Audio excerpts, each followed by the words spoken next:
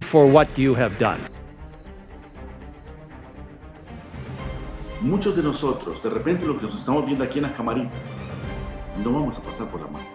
¿Cuál es la posición? Sí, gracias a Dios por la oportunidad. El Espíritu Santo debe habitar en nosotros. Sí, una relación real con Jesús. Quisiera saber un poco más. Tenían que agarrar un cordero sin mancha. Que es el pacto de Dios.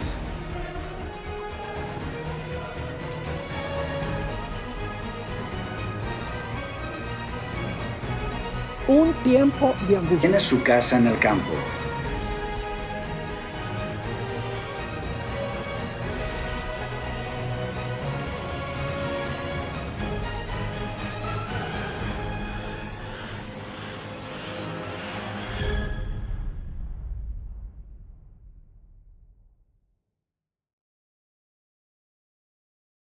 Son indicadores para saber qué tan cercana está la segunda venida de Cristo, que usted se va a convencer conforme avancemos en este estudio que no es cercana, es inminente.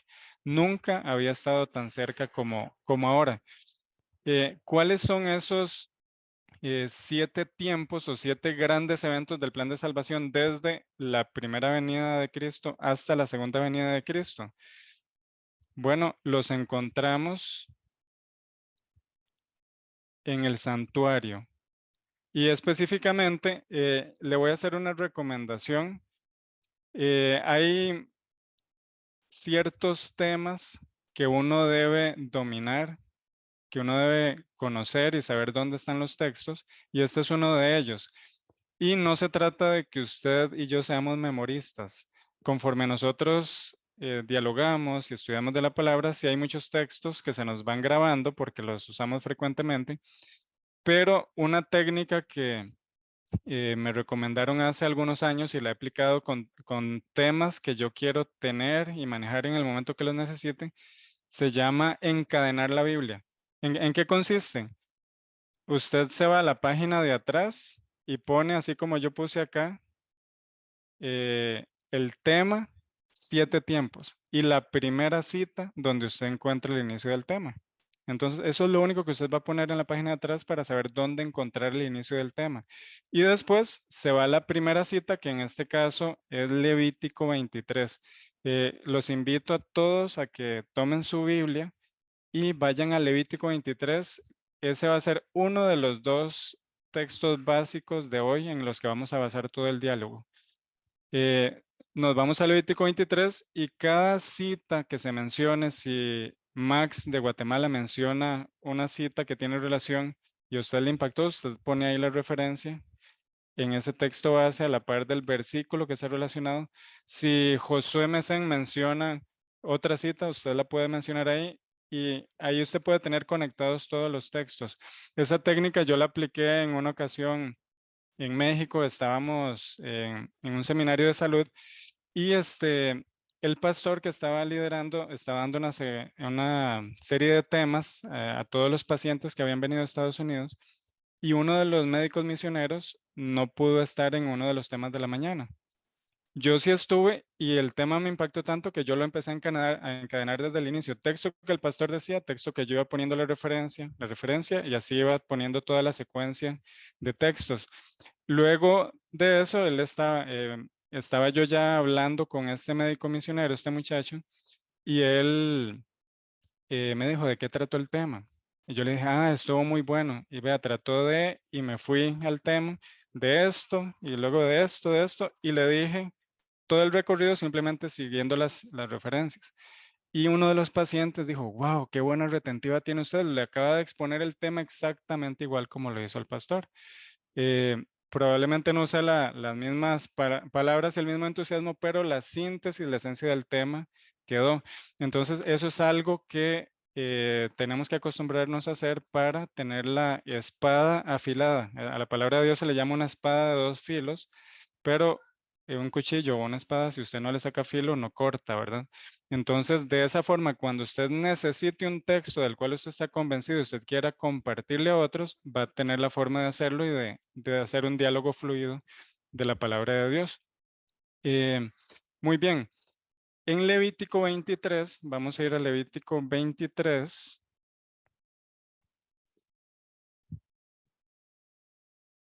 Ahí están los 7 tiempos, las 7 fiestas que Dios estableció al pueblo judío, y en esas 7 fiestas les enseñó el plan de salvación. Está lleno de lecciones, pero es la base que tenemos que conocer para comprender el evangelio. Y dice en Levítico 23, versículo 4. Le voy a pedir a Rafa si puede por favor leer Levítico 23, 4.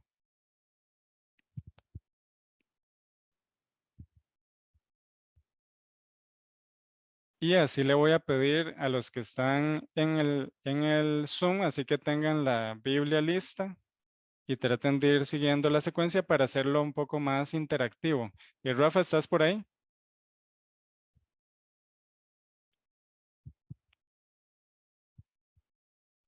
Si gusta lo leo yo mientras Rafa se acomoda, tal vez en la próxima lo puede leer.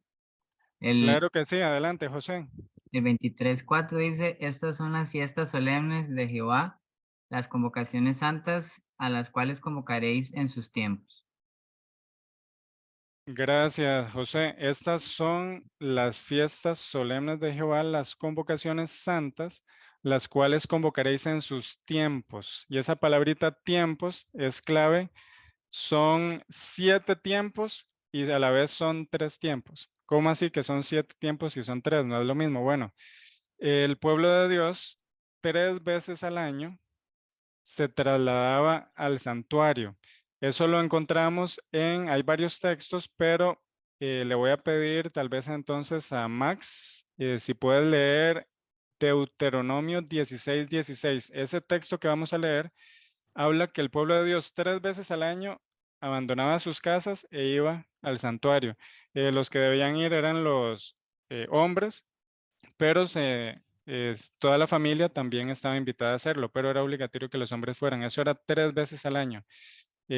Max, ¿puedes leer por favor Deuteronomio 16, 16? Creo que sí, dice así. 3 veces cada año se presentarán todos tus varones delante de Jehová, tu Dios, en el lugar que él escoja. En la fiesta solemne de los panes sin levadura, en la fiesta solemne de las semanas y en la fiesta solemne de los tabernáculos. Y ninguno se presentará delante de Jehová con las manos vacías. Gracias, Max. Eran 3 ocasiones en que se presentaban todos en el santuario y hacían las celebraciones, las 7 celebraciones que están en Levítico 23. En la primera ocasión se celebraban 3 fiestas, en la segunda ocasión una fiesta y en la tercera ocasión 3 fiestas. 3, 1, 3. Ahora, para entender esto bien, nos ayuda partir de lo que ya conocemos. Nosotros no tuvimos la bendición de vivir en aquel tiempo cuando se celebraban estas fiestas, pero en nuestro tiempo, en la cultura latina, también hay celebraciones que vienen de ahí, con algunas diferencias, pero se hacen. Por ejemplo, ¿qué fiestas tenemos nosotros durante el año que son así como las fiestas principales? Una de hecho acaba de pasar. ¿Cuál fue la que acaba de pasar? Semana Santa. Semana Santa. La Pascua. La Pascua. Sí, de hecho, Semana Santa se celebra la Pascua, bien inspirada en estas fiestas. En esta ilustración, ahí pueden ver, por ejemplo, en primavera es la Pascua, para que ahora fue, bueno, lo acabamos de ver ahí, por ahí tengo las fechas apuntadas, pero todo lo vimos. Y en esa fiesta de Semana Santa está, tenemos, bueno, empieza con el Domingo de Ramos. Después de eso viene el Jueves Santo, que es donde se celebra la última cena de Jesús. Luego el Viernes Santo, que se celebra la crucifixión. El Sábado Santo, que es el duelo. Y el Domingo de Pascua, Domingo de Resurrección. En Semana Santa, que es la festividad, hay varias fiestas incluidas. Ahora, después de eso, al final del año, ¿cuál viene? ¿Cuál es una fiesta en que todos dan regalos y demás? Acá la tenemos. Navidad. Se celebra el nacimiento de Cristo. Y entre esas dos, es más, para aclarar también el punto, en Navidad no solo se celebra el 25 de diciembre. En realidad se celebra, por ejemplo, el 24, la Misa del Gallo o la Nochebuena.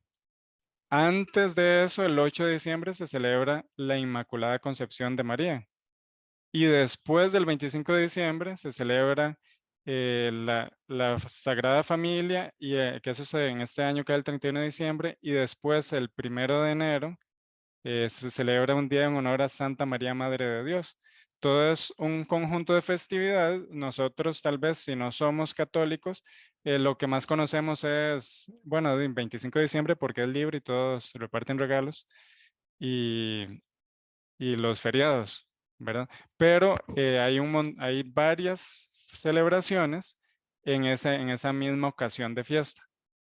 La que no tiene varias es la que está en el medio, que es Pentecostés, ¿verdad? Ahora, esto que nosotros estamos acostumbrados en nuestra cultura tiene muchas similitudes que nos pueden ayudar a entender cómo era que se celebraba en el pueblo judío. 3 veces al año había celebración. La primera eran 3 fiestas, así como ahora pasa en Semana Santa. La segunda era una fiesta que era 50 días después, que era Pentecostés. Y al final del año, que en este caso no era en el invierno, sino en el otoño, teníamos las otras 3 fiestas, que eran trompetas, expiación y cabañas. Pero la mecánica era igual, o sea, cada año estaban esas fiestas que servían para educar al pueblo y enseñar verdades muy, muy importantes. Estas fiestas eran el sistema educativo donde se enseñaba el plan de salvación. Entonces nosotros ahora, a pesar de que ya no las celebramos, sí tenemos que sacar las lecciones, porque ahora eso era un símbolo de una realidad que ya se cumplió en Cristo. Muy bien, dicho eso, vamos a ir a Levítico 23. Levítico 23, vienen todas las fiestas, no vamos a leer todo el capítulo, pero por ejemplo en el versículo 5 dice: en el mes primero, el día 14 del mes, entre las 2 tardes, es la Pascua. Ahí tenemos la primera fiesta. En el versículo 6 dice: y a los 15 días de este mes es la fiesta solemne de los panes sin levadura. Esa es la segunda fiesta, que está desde el versículo 6 hasta el 8. Luego, más adelante, en el versículo 10 viene la fiesta de las primicias, que está del versículo 10 al 14. Dice: habla a los hijos de Israel y diles: cuando hubieras entrado en la tierra que yo os doy y cegareis su mies, traeréis al sacerdote un manojo de los primeros frutos de vuestra siega. Esa es la tercera fiesta. Luego, si seguimos avanzando en el versículo 15, del 15 al 22 viene la fiesta del Pentecostés, que se celebraba 50 días después de la de las primicias. Luego en el versículo 24, del 24 al 25, viene la fiesta de las trompetas, que ya esta era la tercera ocasión. Y ahí vienen trompetas, expiación es en el 27 al 32, y las cabañas del 34 al 43. Ahí están todas, usted las puede marcar. Ahora, este es un tema amplio, entonces en la ocasión anterior, en el diálogo bíblico anterior, hablamos sobre la Pascua, y habíamos mencionado que la Pascua, y ahora vamos a ir al otro texto, que es texto básico para entender las 2 fiestas, la Pascua y panes sin levadura, que es en la que hoy vamos a enfatizar un poquito. Vamos a ir a Éxodo 12. Éxodo 12, vamos a ver qué nos dice de la Pascua, porque ahí fue cuando se instituyó la Pascua. Éxodo 12.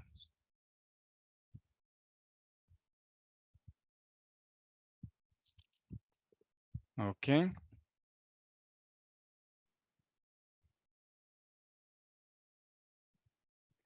Ok, y para hacerlo un poquito más interactivo, a mí me gustaría, tal vez si Josué o Max quisieran de una forma breve que hasta un niño lo puede entender, contar la historia, o sea, qué era lo que estaba pasando en ese momento cuando se estableció la Pascua, cuál es el contexto, porque hoy vamos a hablar de panes sin levadura, pero era una sola fiesta, ¿verdad? No se puede hablar de una sin hablar de la otra, están interconectadas.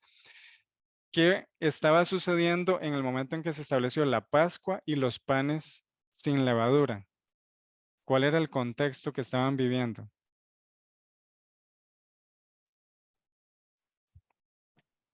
Claro, yo te puedo ayudar con mucho gusto.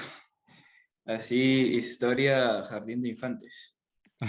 Eh, bueno, nos situamos en el contexto en el cual, pues, Moisés está tratando de liberar al pueblo de Israel, de Egipto, ¿verdad?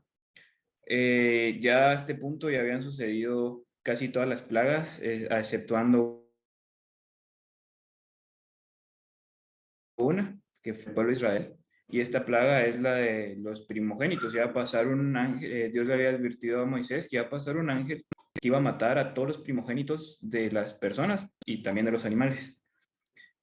Para poder salvarse de la muerte de los primogénitos de este ángel, ellos tenían que agarrar un cordero sin mancha, tenían que sacrificarlo y con la sangre de este cordero pues tenían que rociar de sangre el dintel de sus puertas, ¿verdad? De las puertas donde ellos habitaran y cualquier casa que tuviera sangre en sus dinteles pues no iba a ser tocada por el ángel. Entonces, bueno, ese es el contexto así inmediato y resumido y fácil, ¿verdad? Gracias, Max. Sí, eso definitivamente es lo que estaba pasando. Era un contexto de juicio, ¿no? O sea, estaban cayendo plagas, que también en el mismo libro se le llaman juicios. En realidad, no solo los egipcios, sino los israelitas merecían esas plagas, porque todos eran y somos pecadores. Pero Dios proveyó un plan de salvación, ¿verdad? Y lo ilustró por medio del Cordero. No sé si Josué, ¿te gustaría añadir algo al contexto para ubicarnos todos en qué contexto se estableció la fiesta de la Pascua y de los panes sin levadura? Sí, ahí a mí me llama mucho la atención lo que sucede luego, ¿verdad? Y tal vez como parte del contexto no es solo lo previo, sino también lo que sigue luego. Lo que sigue luego es que el pueblo sale de Egipto y después ocurre uno de los eventos más importantes que sucede y que está registrado en la Biblia, ¿verdad? Que es el pacto de Dios con su pueblo. Entonces, es muy interesante entender que la Pascua de alguna manera viene a ser la liberación, ¿verdad?, del pueblo sobre la opresión egipcia, para que en Éxodo 19 el pueblo inicie un proceso de ahora me voy a salir del pacto incorrecto que tenía con la nación egipcia para entrar ahora en un proceso de fidelidad con Dios, de pacto con Dios. Entonces, todo este proceso de las fiestas ceremoniales es algo muy interesante porque tiene muchos cumplimientos y muchos significados. Desde la parte histórica, el evento como tal, Éxodo 12, ¿verdad? Allí hay muchos eventos. Después está toda la parte, la parte ceremonial que conmemora eso histórico. Y después está toda la parte profética, ¿verdad? Que da luces de lo que va a acontecer luego y que se guinda y que se andamia de estos eventos previos. Entonces, si yo entiendo que la estructura de la Pascua tiene como propósito liberar al pueblo y que el pueblo se conecte con Dios en un vínculo fiel, entonces eso me va a llevar que proféticamente también. Es un contexto macro que nos ayuda a poder tomar las fiestas desde la óptica cristocéntrica y no verlo solo a través de datos, eventos, sangre, días, sino como entender que el propósito era el pueblo haciendo un pacto de fidelidad con Dios. Amén, amén. Muy importante el pacto. El pacto. Y de hecho, ya que lo menciona, me gustaría que tal vez dividamos el diálogo en 3 fases para ir dejando cada punto claro. El contexto histórico, luego el cumplimiento en Cristo y luego qué tiene que ver con nosotros, ¿verdad? La aplicación para nosotros, que ahí podría entrar lo que mencionas del pacto. Ahí podríamos hablar, bueno, qué tiene que ver para nuestro tiempo, ¿verdad? Tiene algo que ver con los eventos finales que nos habla Daniel de Apocalipsis. Pero sí, definitivamente, el objetivo no es nada más, el objetivo no es nada más ver datos históricos o cómo se cumplió en Cristo, sino llegar al punto central, bueno, y eso, ¿qué tiene que ver conmigo? ¿Verdad? ¿Qué tiene que ver con nosotros? Eso es lo principal que queremos rescatar en este diálogo. Entonces, bueno, ya tenemos claro que esto pasa en un momento de juicio, en un momento de juicio. Dios establece la Pascua y todos, judíos y egipcios, tenían la oportunidad de participar, porque de hecho muchos egipcios se unieron al pueblo y siguieron las instrucciones que Dios estaba dando. O sea, eso fue algo que todos se enteraron porque Dios se encargó de hacerle publicidad con todas sus herramientas, la naturaleza, las plagas, mensajeros, todo mundo estaba al tanto de lo que estaba pasando y de cuáles eran las instrucciones de Dios y cuáles eran las instrucciones de Faraón y de los líderes religiosos de la época. Y se pusieron las reglas claras. Entonces, en el contexto de la Pascua, bueno, había una amenaza clara. O sea, ya las plagas habían tocado cultivos, habían tocado, bueno, ¿cuáles fueron las plagas? Ranas, úlceras, piojos, sangre, o sea, habían tocado todo lo valioso para uno, pero no habían tocado la vida. Y entonces, en ese momento, cuando ya Dios se proponía quitarle la vida a quienes no le estaban usando bien, Él no lo hace sin advertencia. Y ahí es donde se establece el rito de la Pascua, se establece un sustituto que recibe el castigo, que en este caso era el cordero, que nosotros sabemos que representa a Cristo, y habían instrucciones claras, ¿Qué pasaba, por ejemplo, si yo mataba el cordero, pero no ponía la sangre en los dinteles?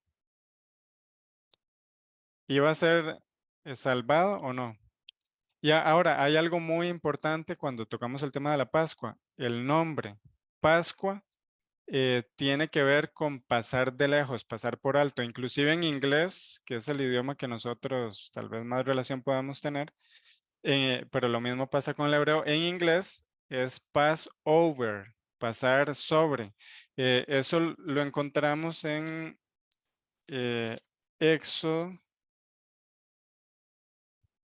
Éxodo 12,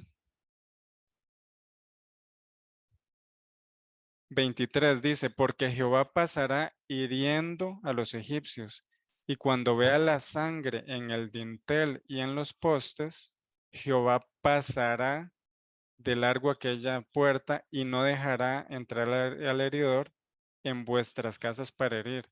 Ese pasará largo, si lo leemos en la versión King James, dice pass over, que es, así se dice Pascua en inglés, Passover, pasar por alto. Entonces, era un momento en que se estaba castigando cuando Dios estaba haciendo eso que la Biblia llama la extraña obra, que es castigar. Esa extraña obra que se vio en el diluvio, que se vio en Sodoma y Gomorra, que se vio en la destrucción de Jerusalén, que se vio acá en las plagas de Egipto y que estuvo a punto de verse en Nínive, pero se arrepintieron y Dios los perdonó. Dios estaba ejecutando esa extraña obra y Él puso las condiciones claras cómo hacer para no sufrir ese castigo, cómo hacer para ser pasado por alto cuando se estaba ejecutando el castigo. Entonces, eso es muy, muy importante que nosotros lo entendamos porque la Pascua, esas 10 plagas que pasaron allá, tienen que ver con nosotros en este tiempo. Y en todo el recorrido de estas 7 fiestas vamos a ir conectando los 2 puntos, lo que pasó allá con nosotros. Pregunta, en nuestro tiempo, en el libro de Apocalipsis, ¿se menciona algún castigo con plagas? Así como pasó en Egipto. ¿Qué piensa usted, José?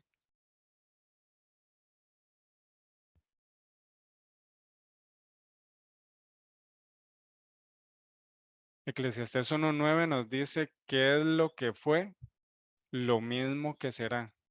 Nada nuevo hay debajo del sol. Y todas las historias que están en el Antiguo Testamento tienen lecciones para nuestro tiempo.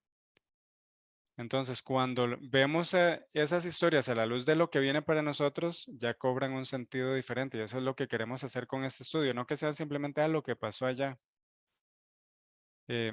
Josué o Max, en el libro de Apocalipsis se menciona algún momento en que Dios va a derramar plagas también.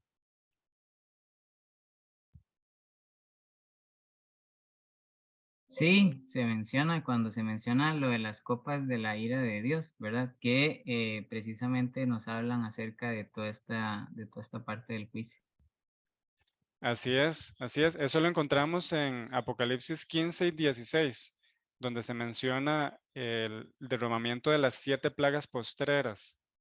Y si leemos el Apocalipsis, hay varios textos donde se menciona un cordero inmolado, pero ya es un cordero inmolado que está vivo y con todo el poder, y solo los que están con él son los que son salvos en ese momento en que caen las plagas. Entonces, esa historia con símbolos ya la vemos en la realidad en el Apocalipsis, lo que tiene que ver con nosotros. Habían varias instrucciones que había que seguir, no solo poner la sangre, sino también había una ubicación donde tenían que estar. Por ejemplo, si se había puesto la sangre, se había matado el cordero, se habían seguido todas las instrucciones, pero uno estaba fuera de la casa, también ibas a recibir los castigos. Todo eso lo encontramos ahí en Éxodo 12. Y así ahora en nuestro tiempo hay diferentes instrucciones que nosotros debemos seguir si queremos participar de la salvación de Dios. A Cristo se le llama como el que nos libra de la ira venidera. Jesús. Muy bien. No sé si quieres añadir algo, Max o Josué.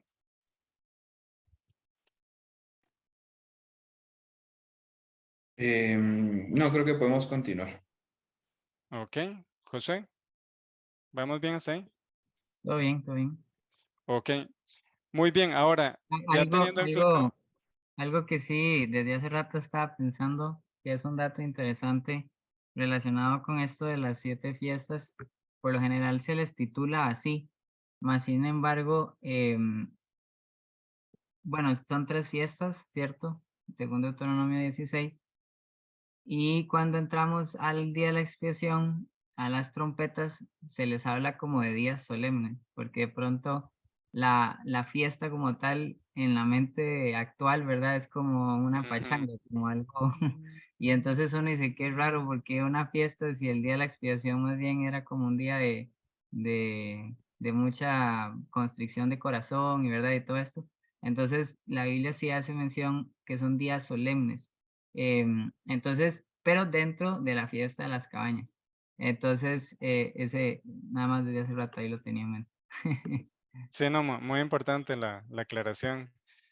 Igual eran días de fiesta, aunque eran muy solemnes, por ejemplo, en las primicias o en las cabañas, era una gran fiesta porque se le llevaban a Dios un tributo de los frutos, ¿verdad? En las primicias se llevaba de la cosecha abundante de cebada que Dios había dado, en Pentecostés de la cosecha de trigo y en cabañas de todos los frutos de la tierra, ¿verdad? Entonces, y se compartía, había trato social y demás, pero si eran solemnes, aún dentro de esas ocasiones de fiesta, habían algunos días que sí eran santos, sagrados, más solemnes, por decirlo así, que se les llamaban sábados, que es a los que menciona Colosenses, que nadie nos juzgue en cuanto a esos días de fiesta que ya no se celebran, sino que ahora se estudia el significado, ¿verdad? No tiene nada que ver con el sábado semanal, pero eso lo vamos a analizar tal vez en otro diálogo bíblico.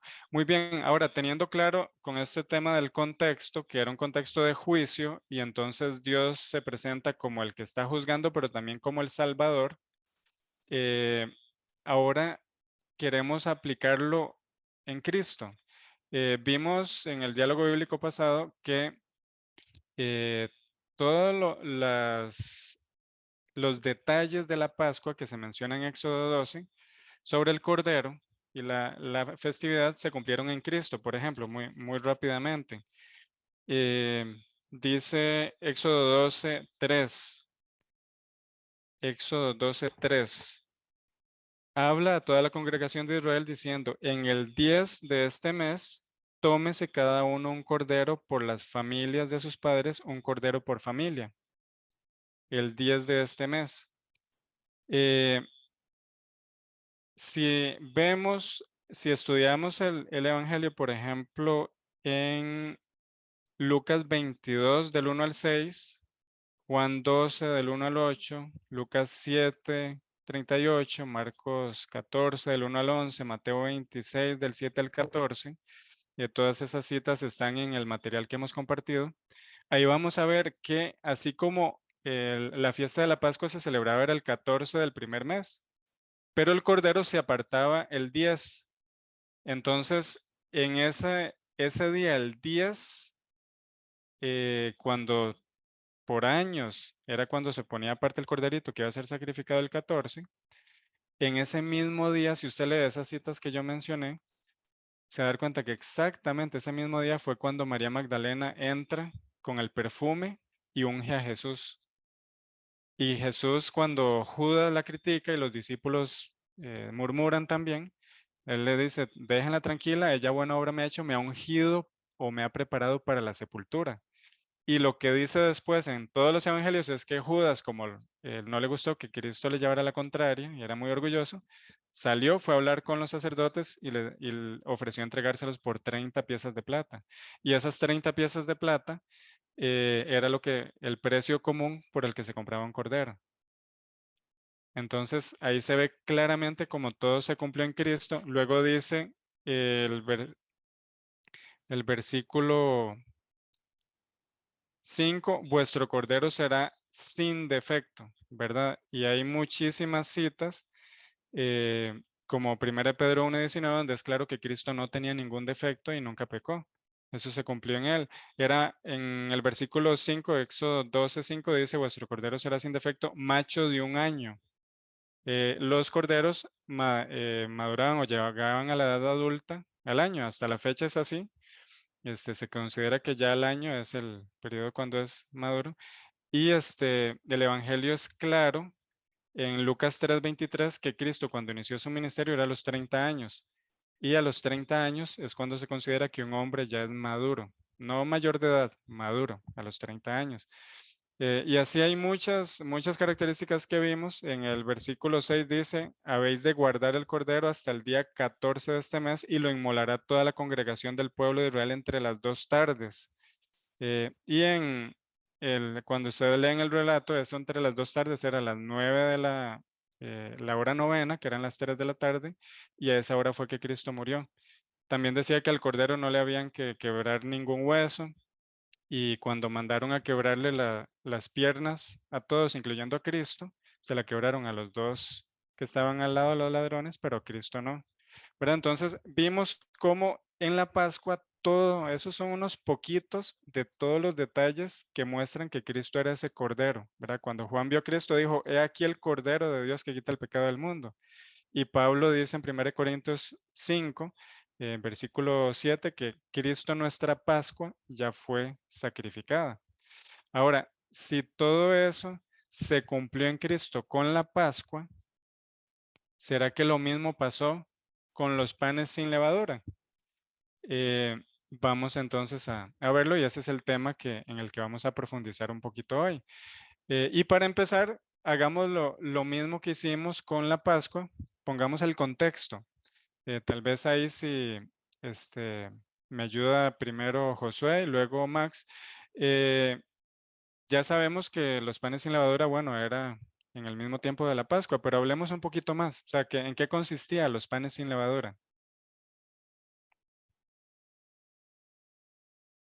Sí, bueno, según Éxodo 12, se le consideraba panes sin levadura o eran panes en presteza, debido a que a los eventos que suceden en el momento se tienen que retirar rápido y eso produce que no puedan hacer el proceso de cocción que normalmente realizaban. Vamos a leer aquí un poquito en Éxodo 12, 14 dice, y este día os será en memoria y lo celebraréis como fiesta solemne para Jehová durante vuestras generaciones, por estatuto perpetuo lo celebraréis. Y en el versículo 15 además dice, 7 días comeréis panes sin levadura, y así el primer día haréis que no haya levadura en vuestras casas, porque cualquiera que comiere leudado desde el primer día hasta el séptimo será cortado de Israel. Después habla acerca de la santa convocación y demás. En el versículo 17 dice, y guardaréis la fiesta de los panes sin levadura, porque en este mismo día saqué vuestras huestes de la tierra de Egipto. Por tanto, guardaréis este mandamiento en vuestras generaciones por costumbre perpetua. Sigue diciendo el texto en el versículo 18. En el mes primero comeréis los panes sin levadura, desde el día 14 por la tarde hasta el 21 del mes por la tarde. Por 7 días no se hallará levadura en vuestras casas, porque cualquiera que comiere leudado, así extranjero como natural del país, será cortado de la congregación de Israel. Ninguna cosa leudada comeréis, en todas vuestras habitaciones comeréis panes sin levadura. A mí me gustaría mencionar un dato que me llamó mucho la atención cuando estudié el tema y tiene que ver con la levadura como tal. Y qué importante es estudiar los conceptos bíblicos con el contexto correcto. Porque cuando estudiamos la levadura, en todos los casos hace referencia a la avaricia, al pecado, a la maldad, ¿verdad? Y hay un versículo en la Biblia en el que eso no sucede, que es en Mateo 13:33, cuando se compara el reino de Dios con la levadura. Y se dice que el reino de Dios es como la levadura que va en aumento. Entonces, el punto que me gustaría resaltar de esto, y a modo de contexto también, es que los símbolos que ocurren en las fiestas ceremoniales también tienen su contexto inmediato. Y es muy importante estudiarlos en el contexto correcto para poderlos comprender, porque no podemos aplicar la idea de la levadura como pecado en la parábola que Jesús hace del reino. Pero sí podemos tomar por el contexto inmediato de los comentarios de Pablo, del mismo Jesús, pero ya ahora en otro contexto, hablando de los fariseos y demás, como parte de una posible interpretación de la levadura de Éxodo. Entonces, ese era un detallito que quería mencionar. Gracias, José. Sí, muy importante porque no podemos sacar de contexto el texto, porque se puede prestar a malas interpretaciones y llegar a conclusiones totalmente erradas, ¿verdad? No sé si Max, ¿te gustaría añadir algo sobre el contexto para entender, bueno, cómo se celebraba esta fiesta de los panes sin levadura, tener la ilustración clara y luego, bueno, qué significaba, cómo se cumplió en Cristo y luego también aplicarlo a nosotros y ojalá en este tiempo del fin. Pero quiero primero enfatizar ese contexto, o sea, cómo era la celebración. Ya sabemos que en la Pascua, bueno, se mataba un cordero, se comían hierbas amargas y en la primera noche de la Pascua se comían también los panes sin levadura, ¿verdad? Pero ¿qué más detalles o nada más era comer pan sin levadura por 7 días? ¿Qué más podríamos ahí tal vez añadir, Max? Y luego le vamos a dar la oportunidad a don Guillermo. Claro. No, pues al final, como bien dijo Josué, el pueblo de Israel prácticamente estaba huyendo de Egipto, ¿verdad? Pero la verdad es que esto de los panes sin levadura no fue solo por la urgencia, sino que obviamente tenía un significado mucho más profundo. Si nosotros pues utilizamos la levadura y echamos la levadura, aunque sea mínima, eso hace que los panes se inflen, ¿verdad? Y Dios fue muy claro cuando dio las instrucciones para que ellos salieran, de que no podían echar absolutamente nada de levadura y tenían que llevar los panes sin la levadura porque no les iba a dar tiempo de que, obviamente, de que se llevaran todo el proceso y que se inflasen, ¿verdad? Y en el versículo 17 de Éxodo, Dios les dice, guardaréis la fiesta de los panes sin levadura, porque ese mismo día saqué vuestras huestes de la tierra de Egipto. Por tanto, guardaréis este mandamiento a lo largo de vuestras generaciones. Dios en esta fiesta pues obviamente le estaba enseñando algo que quería que se quedara en su mente por el resto del tiempo, ¿verdad? Y empezando por el contexto, creo yo que lo más importante es que Dios los estaba sacando de Egipto, los estaba liberando. Ya mencionaste que estamos en un contexto de juicio, pero también era un contexto de liberación. El pueblo de Israel estaba siendo librado de la esclavitud de los egipcios y estaban saliendo de sus costumbres, estaban saliendo de todo lo que los rodeaba Egipto, que eran muchas cosas paganas, de todo ese contexto pagano, estaban saliendo de todo eso y se estaban yendo al desierto a pasar por un proceso de purificación, ¿verdad? Y ese proceso inició con esta fiesta. Si nos vamos más adelante, damos cuenta, así como mencionamos hoy, que hay diferentes aplicaciones de levadura en la Biblia, pero una muy interesante que utiliza el mismo Jesús en Mateo 16 es cuando, bueno, ellos van en un barquito con sus discípulos, ¿verdad? Y llegan al otro lado del mar y resulta que los discípulos olvidaron llevar pan. Y Jesús les dice, mirad, guardaos de la levadura de los fariseos y de los seduceos. Es muy interesante porque aquí hace otra referencia a la levadura y obviamente Jesús no hizo esta referencia solo porque sí. Y esto pues nos puede dar a entender a qué se refería la levadura cuando Jesús les dio el mandato al pueblo de Israel a que hicieran los panes sin levadura. ¿A qué se referían? Y si nosotros seguimos leyendo esta historia, vemos que ellos empezaron a dudar y pensaban que Jesús se refería a que él les estaba reclamando por no haber traído pan, pero realmente no, y Jesús mismo se los aclara. ¿Por qué sería Mateo 16, versículo 8? ¿Por qué discutís entre vosotros, hombres de poca fe, que no tenéis pan? Ni no entendéis aún, ni os acordáis de los 5 panes entre los 5,000 hombres, y cuántas cestas recogisteis, ni aún de los 7 panes entre 4,000, y cuántas cestas recogisteis. ¿Cómo no entendiste que no fue por el pan que os dije que os guardéis de la levadura, sino de los fariseos y de los seduceos? Dice que entonces ellos entendieron que no les había dicho que se guardaran de la levadura del pan, sino de la doctrina de los fariseos y de los seduceos. Y aquí vemos pues una referencia clara de Jesús hacia qué es lo que representaba la levadura y de qué cosas nos tenemos que cuidar. Dios cuando libera al pueblo de Israel y los libera a Egipto, utiliza este símbolo de la levadura porque él no quería que ellos se llevaran nada a Egipto, que al momento de la liberación ellos fueran sin ninguna de las costumbres paganas y una de las enseñanzas paganas y que todo eso lo dejaran atrás. Y obviamente esto también, de alguna u otra forma, pues se cumplió en Cristo. Si nosotros buscamos pues referencias de Jesús y el momento en que Él se entregó en una cruz, podemos ver también en varias referencias bíblicas de Hebreos y Romanos también, que Él fue sin mancha. Y cuando uno hace pues esta pues analogía de sin mancha y sin defecto, está haciendo también referencia a que él murió sin la levadura, pues, o sea, sin esas cosas malas que Dios quiso que el pueblo dejara en Egipto y que no se llevaran con ellos, y que también se cumpliera en la vida de Jesús, que fue una persona sin pecado, y al final esta, pues, analogía nos deja ver que la levadura hace una referencia no solo a las falsas doctrinas, como dice Mateo 16, sino también al pecado, ¿verdad? Que podemos llevar en nuestras vidas.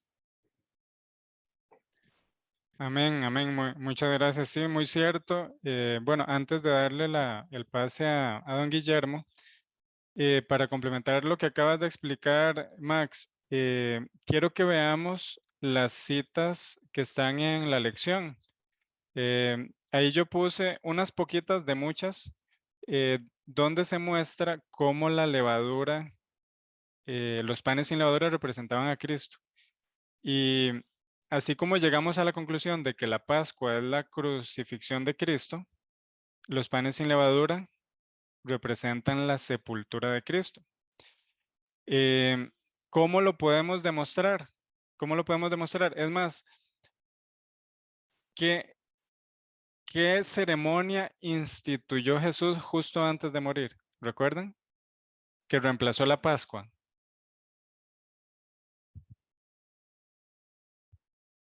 La cena. La Santa La, Cena. la Santa Cena. La Santa Cena.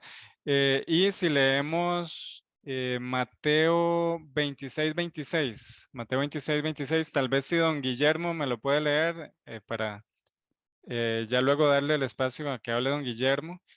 Mateo 26, 26.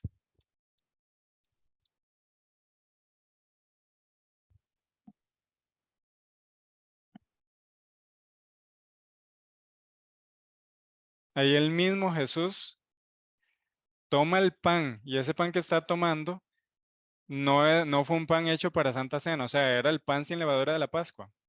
Simplemente ahí él dio un cambio al significado y estableció un nuevo rito, pero era el mismo pan. Y él toma el pan de los panes sin levadura y dice, esto es, que, ¿cómo dice el versículo? Don Guillermo, ¿lo puede leer? Dice, mientras comían, Jesús tomó pan y lo bendijo. Luego lo partió y lo dio a sus discípulos diciendo, tomen y coman, esto es mi cuerpo. Esto es mi cuerpo, gracias. Lo parte, o sea, representando la muerte de él y dice, esto es mi cuerpo, esto es mi cuerpo. Y así hay muchas citas, cuando uno empieza a estudiar este tema, es increíble las verdades que uno empieza a comprender. Por ejemplo, ¿se acuerdan el milagro de los 5,000 panes, de los 5 panecillos y los 2 peces, que lo convirtió, bueno, que más bien que alimentó a 5,000 personas? Eso fue en el contexto de la fiesta de los panes sin levadura, porque si usted lee cuando empieza a narrar el relato, dice que se acercaba la fiesta de la Pascua, que la Pascua es Pascua y panes sin levadura. Y en ese contexto, después de alimentar y multiplicar los panes, es que Cristo empieza a darle lecciones a la multitud y se menciona a sí mismo como el pan de vida que descendió del cielo. Entonces, si uno comprende este contexto, uno inclusive puede ubicar las lecciones que Cristo quiere compartir en los evangelios. Y sin levadura, claro está, la levadura es el pecado. Max nos dio algunos textos de la levadura de los fariseos y los saduceos, y el texto, uno de los textos claves para entender esto de la Pascua y los panes sin levadura es 1 Corintios 5, versículo 7. Vamos a ir ahí un momentito. 1 Corintios 5.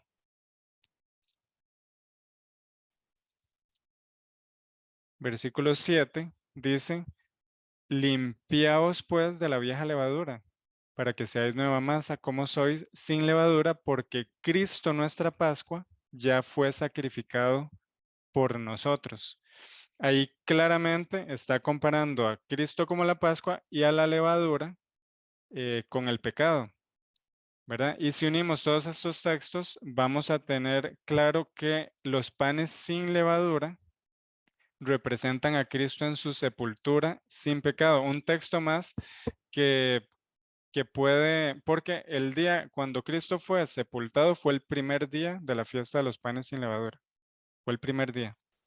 Y la levadura hace que el pan se ponga malo más rápido. Si usted hace panes sin levadura, el pan dura muchísimo más. De hecho, yo estuve en Colombia en una fundación que hacían panes ácimos. Eso es otro nombre para los panes sin levadura. Y el pan duraba un montón, muy diferente que el otro. En el caso de Cristo, haciendo esa misma aplicación, se menciona que su cuerpo no vio corrupción. Así como el pan sin levadura no se pone malo muy rápido, el cuerpo de Cristo estuvo en el sepulcro, pero al no tener levadura no se descompuso. Y ese es el texto que encontramos, eso está en Hechos 2, 27. Hechos 2, 27.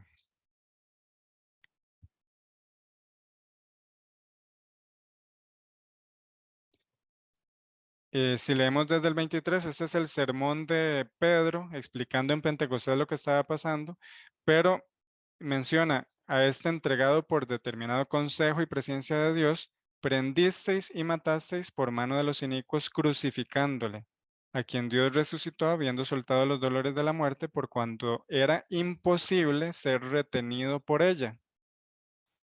¿Por qué? No tenía la levadura del pecado. Y la paga del pecado es la muerte. Entonces, a pesar de que él murió, la muerte no lo podía retener. Dice, porque David dice de él, veía al Señor siempre delante de mí, porque está a mi diestra, no seré conmovido. Por lo cual mi corazón se alegró y se gozó mi lengua, y aún mi carne descansará en esperanza, porque no dejarás mi alma en el sepulcro, ni permitirás que tu santo vea corrupción. Ese texto que está hablando de Cristo y es claro que así como el pan sin levadura no ve corrupción, Cristo no vio corrupción. Entonces así podríamos tomar muchos textos más para aplicarlo a Cristo y tener claro que los panes sin levadura, entre otras lecciones que nos dan, nos presentan la sepultura de Cristo y representan el primer día de esa fiesta, la sepultura de Cristo sin la levadura del pecado, y por eso el sepulcro no lo pudo retener y su cuerpo no vio corrupción. Hermano Guillermo, adelante con su comentario. Gracias. Un aspecto muy importante creo que no se ha tocado porque se hizo la pregunta, pero creo que hacía falta leer este versículo.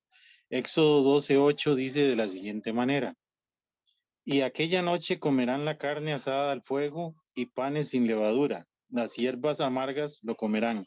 Aquí el versículo hace una asociación.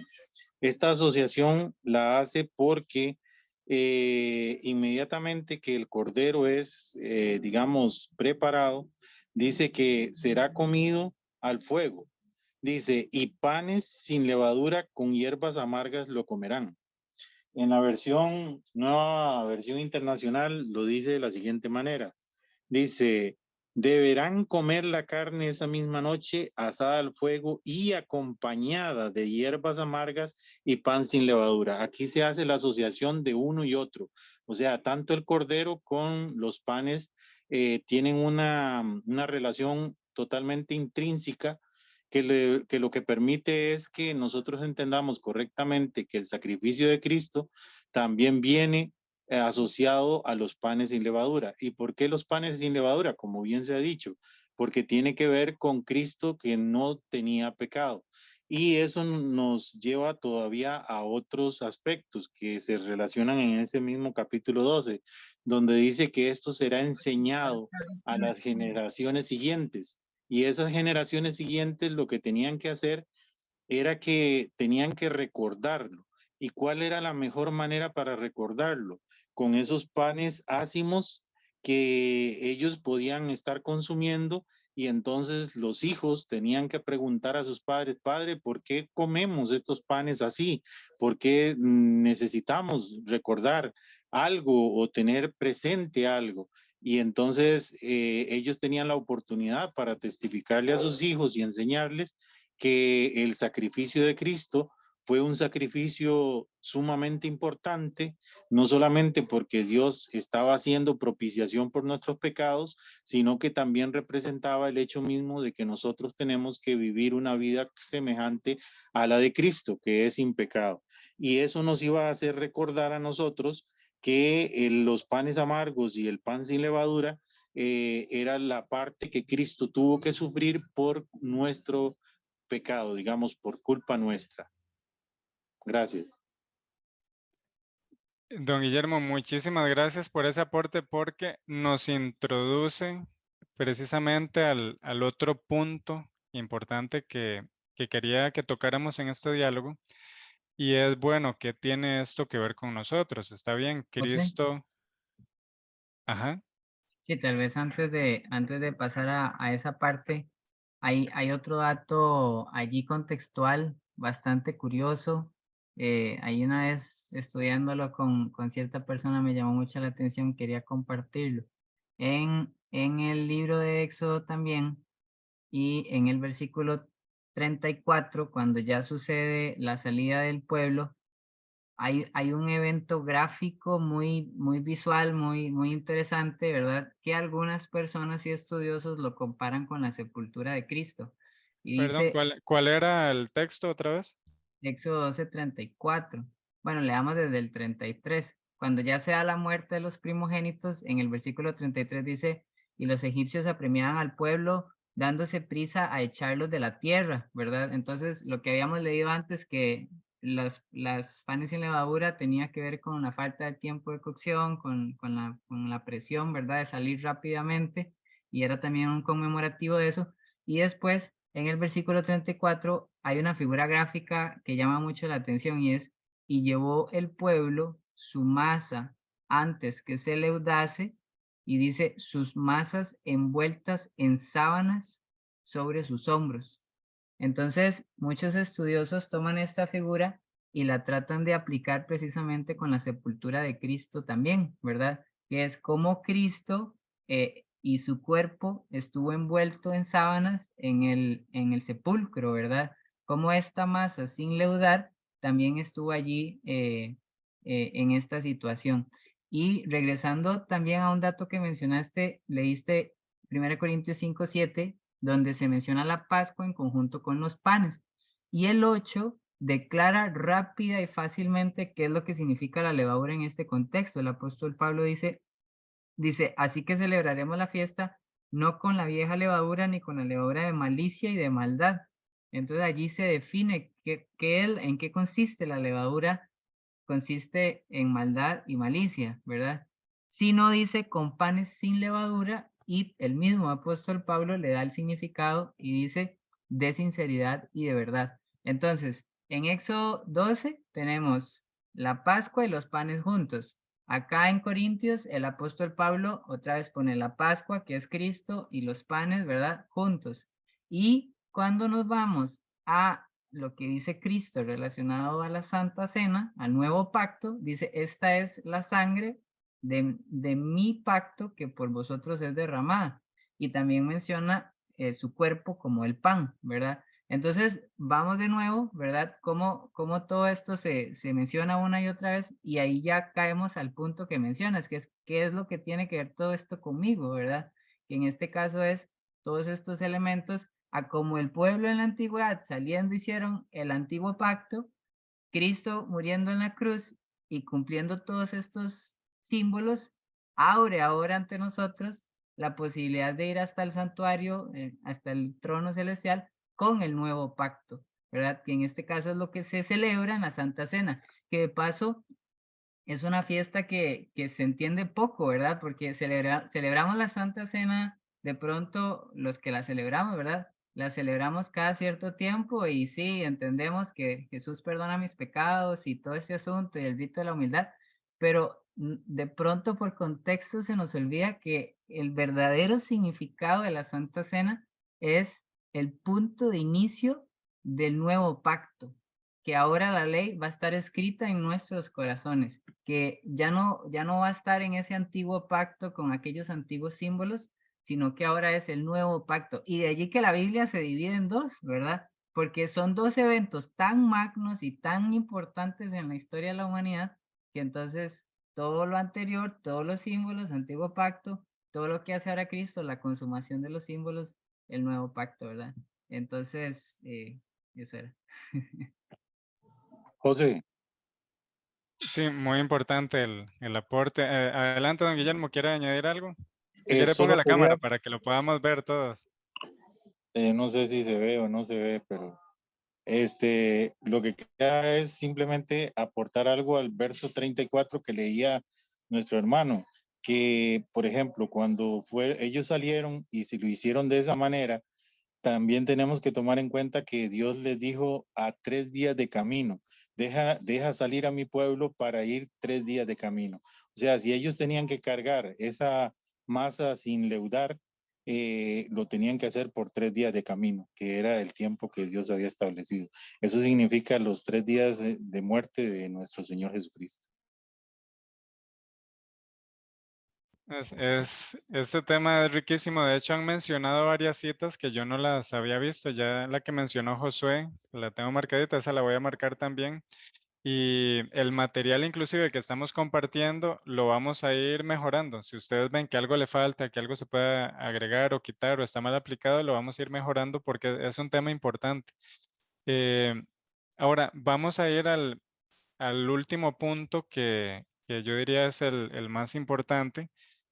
Son las 8, tenemos 30 minutos para hablar de este último punto. Y es bueno, ya vimos que la Pascua se cumplió en la muerte de Cristo. Ya vimos que los panes sin levadura se cumplió en su sepultura sin la levadura del pecado y hay muchísimos textos que lo demuestran. Pero ahora, ¿qué tiene esto que ver con nosotros? ¿Qué tiene que ver con nosotros?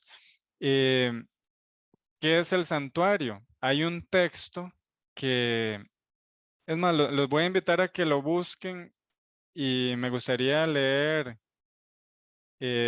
unas 2 o 3 versiones. Ese texto está en Salmos. Vamos a ver dónde tengo la referencia. Levítico. Salmos 77:13. Salmos 77:13. ¿Qué versión tiene usted de Josué? Aquí tengo bastantes, pero Bastantes. Ok, sí. puedes leerlo porque yo de hecho no tengo acá una aplicación para comparar versiones, pero puedes leer este salmo en la Reina Valera y luego en la King James. Ajá. ¿Hablas inglés, José? ¿O? Sí. Sí, ok. Tal vez leerlo y luego traducirlo, porque hay una pequeña diferencia ahí de traducción, pero es un texto muy importante. ¿Cuál es el texto otra vez? Salmos 77:13. 13. Dicen en la Reina Valera 60, oh Dios, santo es tu camino, que Dios es grande como nuestro Dios. Y viene el primer Dios en minúscula y el segundo en mayúscula. Y en la King James 77:13 dice, thy way, O God, is in the sanctuary, who is so great a God as our God. Es un poco diferente, ¿no? ¿Eso cómo se traduciría? Tus caminos, oh Dios, están en el santuario, quien es tan grande Dios como es nuestro Dios. Gracias. Sí, básicamente al español lo traducen santo es tu camino, pero el original en hebreo en este caso, la traducción más correcta, que de hecho la King James es la versión más acertada que hay, aunque no está libre de errores, lo traduce tu camino está en el santuario. Tu camino está en el santuario. Y eso lo podemos conectar con lo que Cristo dijo en Juan 14:6, yo soy el camino, la verdad y la vida. Nadie viene al Padre si no es por mí. O sea, en el santuario encontramos el camino de regreso a Dios, porque nuestros pecados causaron una división entre Dios y nosotros. Y desde el momento que hubo pecado, hubo un cordero en el Génesis. Y en el santuario se ilustra que el Cordero era solo el primer paso para llevarnos de regreso a la casa de nuestro Padre Celestial, a ese trato directo con el Creador. Ahora, hay un texto que no puse la referencia acá, pero me gustaría que me ayuden a encontrarlo. Ese texto que dice, ¿quién morará en tu tabernáculo, el limpio de manos? ¿Ese lo recuerdan? ¿Quién habitará en tu tabernáculo? Ese es el santuario. Porque todo el problema inició con el pecado. Y en el santuario se presenta la solución al pecado. Ahora, en el santuario nosotros vamos a ver la salvación del pecado, pero Satanás falsificó este sistema y nos presenta una salvación por medio de otro santuario en el pecado. Pero Salmo hay dos 24. caminos, el que presenta a Satanás y el que presenta a Cristo en el santuario. Ese es el camino de regreso al Padre en el santuario. ¿Cuál es, perdón, José, ¿lo puede leer? Salmo 24, 3 y 4 dice, ¿quién subirá al monte de Jehová y quién estará en su lugar? El limpio de manos y puro de corazón, el que no ha elevado su alma a cosas vanas ni jurado con engaño. Él recibirá bendición de Jehová y justicia del Dios de salvación. El limpio de manos, el puro, el que no está en pecado. Y hay otro texto también, el que dice, ¿quién morará con las llamas eternas? ¿Lo puedes buscar?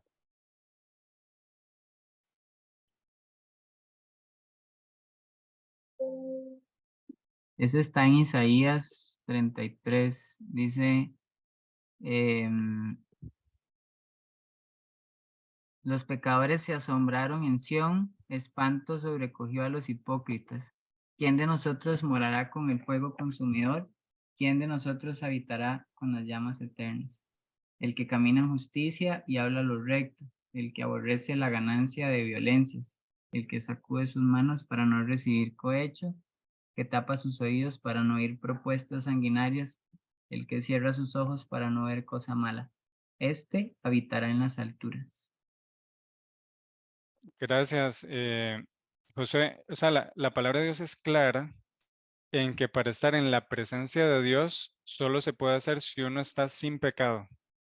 Y uno puede pensar, pero ¿cómo? ¿No dice la palabra de Dios que todos pecamos, todos somos pecadores? Sí, pero en el santuario se nos presenta el camino de regreso al Padre. Y para Dios, el pecado, o sea, para el pecado, la presencia de Dios es fuego consumidor. Entonces, Dios lo que hizo fue envió a su Hijo con un velo de humanidad para traernos de regreso a Él. Pero entonces Cristo y en el santuario lo que hace son dos cosas. Uno, pagar con su vida lo que nosotros teníamos que pagar, con la muerte por nuestros pecados. Pero lo otro es lo más importante. Bueno, no podemos decir más importante, o sea, las dos cosas son sumamente importantes, y una sin la otra no existe. Pero lo otro es que para llegar de regreso al Padre, para ir al cielo, para ir al santuario celestial donde vive Dios, donde está Cristo, no podemos ir con pecado. José. Entonces, ajá. Sí, a mí me gustaría mencionar dos ideas, una regresándome un poquito y la otra hablando del punto que estás mencionando. Una vez hablaba con una persona y esa persona me decía, es que no me satisface todo esto que acabamos de decir, ¿verdad? Relacionado a Cristo sacrificado y que los panes hacían referencia a ese evento, ¿verdad? Cristo en la tumba. Y yo le trataba de explicar con muchos de los textos que estamos estudiando y la persona me decía, sí, pero es que no me parecen suficientes. Entonces al final, lo que en el razonamiento que entramos, que la persona dijo como, ok, ahora sí, fue el siguiente, ¿verdad? Estudiamos la Pascua y después estudiamos las primicias. Y entonces lo que hicimos después fue como por default, ¿verdad? Como decir, yo le pregunté a la persona, le dije, ¿qué evento pasó en la vida de Cristo tan magno que pasó entre la Pascua y entre las primicias? Entonces él se puso a estudiar qué fue lo que pasó, ¿verdad? Entre esos dos momentos y a la conclusión a la que llegó fue su sepultura, ¿verdad? Sí, definitivamente. Esa es una manera en la que podemos también llegar a esta conclusión, de pronto no de una forma directa, sino de una forma indirecta. Y el otro punto que me gustaría mencionar es que cuando Cristo muere en la cruz, este es un punto para mí muy difícil de entender y de compartir, pero lo voy a intentar. Y es el siguiente.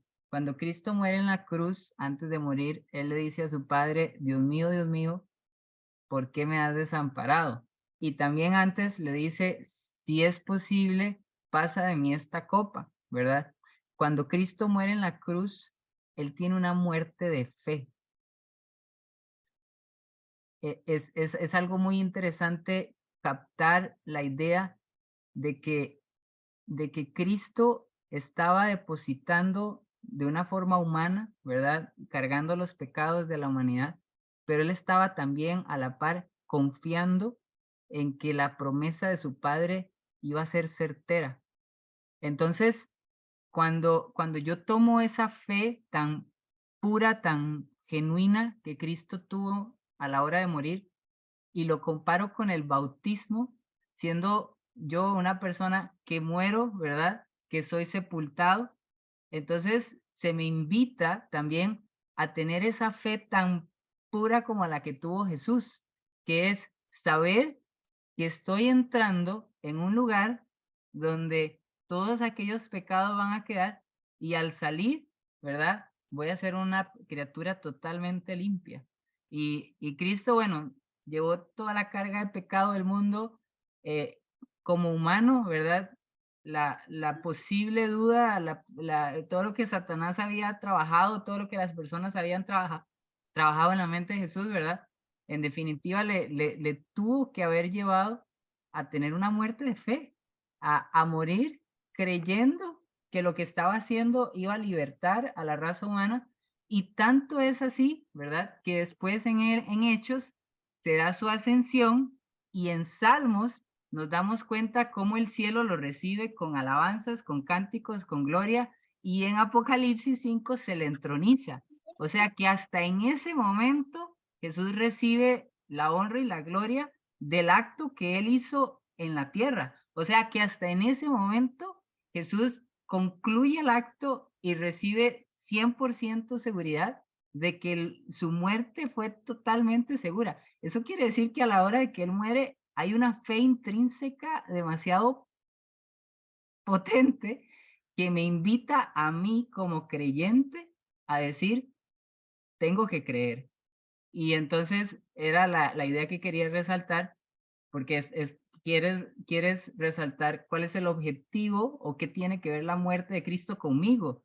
Bueno, que en la muerte de Cristo hubo una fe impresionante y que Dios quiere que nosotros tengamos esa misma experiencia. Estás muteado. Definitivamente, de hecho, ¿qué debemos nosotros tener? ¿Fe en Jesús? ¿La fe de Jesús? ¿O las dos?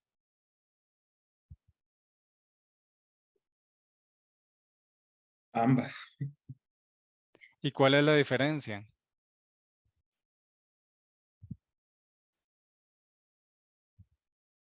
Para mí, pues la primera es, ninguno de nosotros pues estuvo ahí cuando Jesús murió.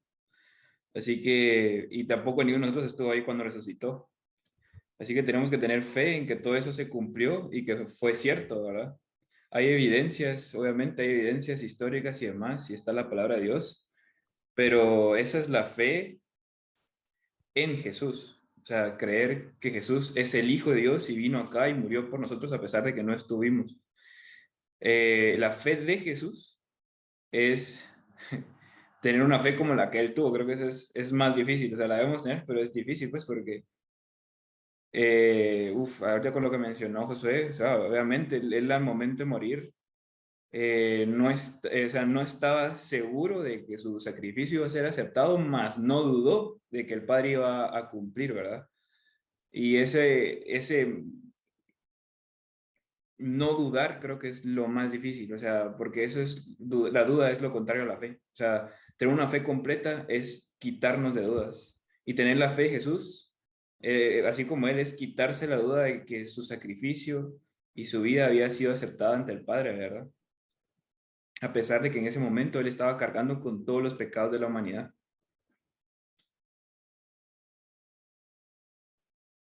Te muteaste. Sí, es diferente. Es diferente y debemos tener las dos. Ya le voy a dar la palabra a don Guillermo. Eso es muy importante porque el camino al Padre está en el santuario. O sea, aquí es donde encontramos el camino de regreso. Aquí se encuentra la solución al tema del pecado. Satanás lo sabe. Entonces, Satanás ha tratado de falsificar ese camino para que no lo encontremos.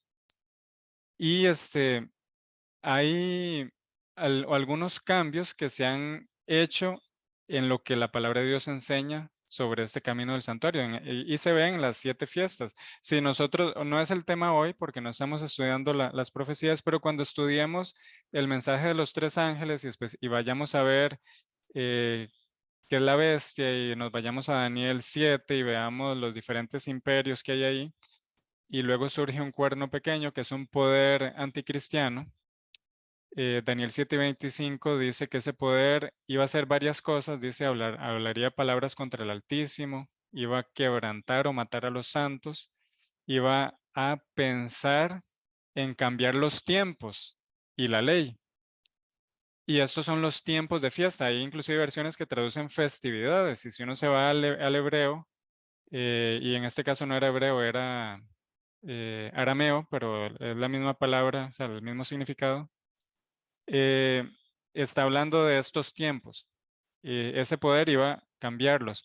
Ahora, nosotros tenemos que comparar a la luz de la Biblia, a ver, bueno, qué es lo que estos tiempos enseñaban para no perder el camino al Padre, y si tal vez lo que me han enseñado tiene alguna variación, pero vital. Y quiero devolverme a una diapositiva que tenía para que me entiendan el punto. Estos son los tiempos. O sea, ahí están los 7 tiempos. Pero si uno que eso tiene una diferencia a lo que anualmente nosotros celebramos, o aunque no lo celebremos, bueno, nos dan libre, y Semana Santa, Pentecostés y Navidad. Hay una diferencia ahí, y la diferencia es entre la última festividad que está en Levítico 23, la expiación, y la primera festividad que la celebramos a fin de año, pero es la primera en realidad, que se celebra en la cultura en que vivimos. Expiación, Navidad, nacimiento de Cristo, expiación de Cristo, su obra en el cielo. Y no es una diferencia nada más de fecha, no es una diferencia nada más de lo que se hace, sino de lo que se enseña. Navidad, 25 de diciembre, es precedido por el 8 de diciembre, Inmaculada Concepción. ¿Y qué es lo que se enseña ahí? Y lo tenemos que comparar con lo que enseña la palabra de Dios. Que Cristo, bueno, en la Inmaculada Concepción se enseña que la Virgen María, la mamá de Cristo, fue concebida a ella sobrenaturalmente sin la naturaleza pecaminosa. Y entonces, por ende, el 25 de diciembre, su hijo Cristo nació sin naturaleza pecaminosa, no con la misma carne suya y mía, o sea, él no vino en carne. Y por ende, bueno, él muere por nuestros pecados, pero la victoria sobre el pecado, sobre esa levadura de la que Dios nos quiere limpiar, va a ser hasta la segunda venida de Cristo. Cuando seremos transformados, y entonces ya lo corruptible se vuelve en incorrupción, pero Cristo tuvo una naturaleza distinta a la nuestra. Entonces, no es el tema hoy, pero esto, lo que se enseña en estas festividades y el cambio que se ha hecho, es muy importante que nosotros lo tengamos claro, y lo vamos a estudiar cuando terminemos de ver todas las 7 fiestas. Ahora, voy a avanzar, quiero que vean una imagen, esta. Y esto quiero que conversemos en los 10 minutos que nos quedan, y le voy a dar pase a don Guillermo, si no me equivoco, que quería hablar.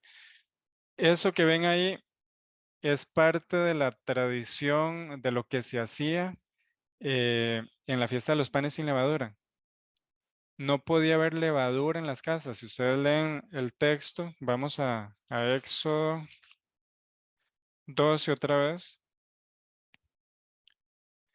Versículo 19, por 7 días no se hallará levadura en vuestras casas, porque cualquiera que comiere leudado, así extranjero como natural del país, aquella alma será cortada de la congregación de Israel. No solo los panes no debían tener levadura, no podía haber levadura en la casa. O sea que si usted tenía, aplicándole el tiempo de hoy, pasta, que es con levadura, si usted tenía un pan, todo eso había que botarlo. Y además ellos, después de haber botado todos los alimentos que tenían levadura, iban con un candil en la noche y buscaban en todos los rincones de la casa, y si encontraban levadura, la botaban, la quemaban y pronunciaban una maldición sobre esa levadura. Y dice que si se encontraba levadura o alguien comía levadura, esa persona iba a ser cortada de la congregación de Israel. Proverbios 2:22, y hay muchos textos, deja claro que ser cortado es ser muerto, o sea, ser destruido. En las fiestas hay dos partes donde se habla de ser cortado. Una es en esta de las panes sin levadura. Si el pueblo, porque ahí no está hablando de Cristo, si el pueblo conservaba pecado, levadura, que ya vimos en 1 Corintios 5:7 que es pecado, era cortado. Ahí se ve claramente que el cordero no solo sufría el castigo por el pecado, sino que también tenía poder para su sangre limpiar al pecador del pecado, de la levadura del pecado, para vivir en novedad de vida, como lo dice en todos los evangelios y lo menciona en Romanos 6, hablando del bautismo. Estamos crucificados, somos bautizados con Cristo y nos levantamos a novedad de vida. Y en la otra parte en las fiestas donde se menciona también esto de ser cortado, es en el caso de la expiación, que la expiación es el último trabajo de Cristo para terminar de limpiarnos de los pecados. Y quiero que lo veamos rapidito, aunque hoy no estamos estudiando la expiación, pero todo está relacionado. Levítico 23,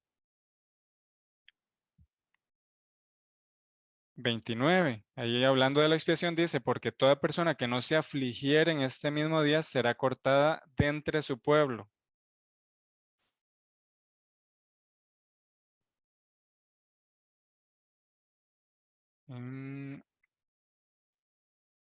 Ok, y en el 30 explica que es ser cortado, dice, y cualquiera persona que hiciere obra alguna en este mismo día, yo destruiré a la tal persona entre su pueblo.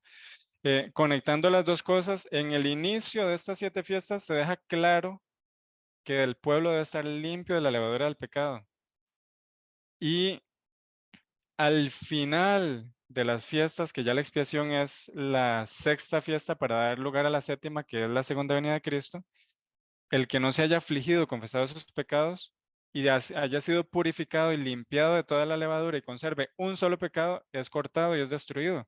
¿Cómo es posible que en nuestro tiempo muchos estudiosos de la Biblia enseñan que vamos a pecar hasta que Cristo venga, que no se puede vivir en victoria sobre el pecado? ¿Será que Dios no es poderoso para guardarnos sin caída? ¿Será que Él no nos puede dar la victoria sobre el pecado? La fe de Jesús, volviendo a la pregunta con la que iniciamos esta línea de pensamiento, es la fe que tuvo Jesús cuando Él, viniendo en nuestra carne con tendencia pecaminosa, como Él fue engendrado por el Espíritu Santo desde el vientre, se combinó la divinidad, la naturaleza divina, con la naturaleza humana pecaminosa. Y la que tuvo la victoria en todo momento fue la naturaleza divina, que sometió a la pecaminosa. Por eso en Getsemaní Cristo dijo, no se haga mi voluntad sino la tuya. O sea, porque su voluntad era rehuir a lo que el Padre le estaba diciendo que hiciera. En Hebreos dice que Cristo sufrió siendo tentado. Y en Romanos nos dice que nosotros, que si queremos participar en gloria con Él, debemos participar de los sufrimientos de Cristo, siendo tentados también, sufriendo, rechazando por el poder del Espíritu Santo en nosotros la tentación y viviendo en victoria completa, constante ahora sobre el pecado. Juan dice, el que ha nacido de Dios no peca. Y quiero, antes de darle la palabra a don Guillermo, nada más conectar esto del candil con Sofonías. En Sofonías lo menciona también el candil y es en el contexto de la ejecución del juicio, ya cuando Cristo viene y ya se decidió cada caso y los que no fueron limpiados de la levadura del pecado rechazaron la salvación y son destruidos. Vean lo que, vamos a Sofonías. Sofonías capítulo 1. Dice, versículo 2, destruiré del todo todas las cosas de sobre la faz de la tierra, dice Jehová, destruiré a los hombres y las bestias, destruiré a las aves del cielo y los peces del mar y las piedras de tropiezo con los impíos. Y talaré, que es lo mismo que cortaré, los hombres de sobre la faz de la tierra, dice Jehová. El que tenía levadura, pecado, era cortado. Y luego entonces dice en el versículo 12, y será en aquel tiempo que yo escudriñaré a Jerusalén con candiles y haré visitación sobre los hombres que están sentados sobre sus residuos de vino. O sea, Dios a escudriñar con candiles, como ese candil que usted está viendo ahí en pantalla. Y si encuentra un solo pecado, ¿qué pasa? Destrucción, castigo, pero no es porque Cristo o Dios viene a buscar destruirnos, no, sino porque Él nos limpió. No solo murió por nosotros, sino que nos limpió y nos dio la victoria sobre el pecado. Entonces llega a escudriñar y si alguien se aferró al pecado, le toca ser destruido, pero eso no es lo que Dios quiere. Y haré visitación sobre los hombres que están sentados sobre los residuos de vino, los cuales dicen en su corazón, Jehová ni hará bien ni mal. O sea, yo vivo como quiera, peco, pido perdón, peco, pido perdón. Al final Dios es misericordioso. Eso es convertir en libertinaje la gracia de nuestro Señor Jesucristo. Hermano Guillermo, adelante con su comentario. Gracias. Buenas noches. Para ir haciendo como dicen una globalización del tema, nosotros hemos visto que estas fiestas representan una manera en la que Dios nos demuestra que debemos de estar haciendo algo, no por un tiempo, sino por el resto de nuestra vida. En este caso, nosotros participamos de una Pascua en Cristo y no es que la celebramos solamente un momento. Nuestra Pascua, dice el apóstol, es Cristo en todo momento. El efecto de la levadura nos trae a colación un aspecto que tiene la misma levadura, que es que dice que leuda o fermenta, y dice que esto es algo que lo que hace es que pone agria la masa. Entonces, si nosotros entendemos el aspecto del pecado, porque usted hizo una pregunta que tiene que ver con nosotros hoy día, este efecto del pecado lo que hace es que nosotros, al tener pecado, estamos agrios delante de la presencia de Dios, porque el pecado lo que hace es ponernos a nosotros, digamos, contrarios a la voluntad de Dios y obviamente ofensivos al olor grato que deberíamos de experimentar o de ser diariamente. Lo otro es que nos dice que la levadura se evidencia con el tiempo.